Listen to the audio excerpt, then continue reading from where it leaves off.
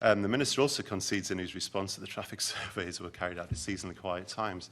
Now, I find this quite hard to believe, given the Assembly Government has actually published a network resilience document, which actually shows the seasonal variability of flow, and it shows at the times when the traffic surveys were done for this project, it's actually the quiet times.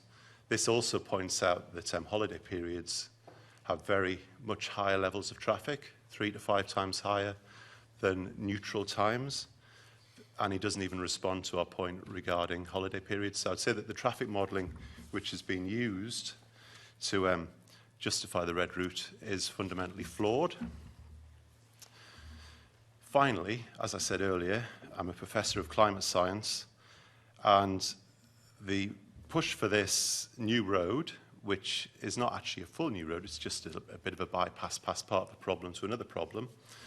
At the time when the Assembly's declared a climate emergency, seems to me a bit of a strange way forward, particularly when we read the consultation document, which predicts that over the next 20 years we're going to see a 10% decline in public transport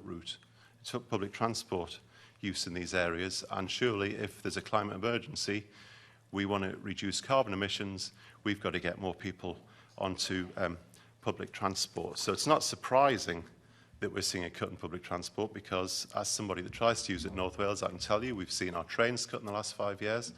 We had a petition to this committee a couple of years ago about that.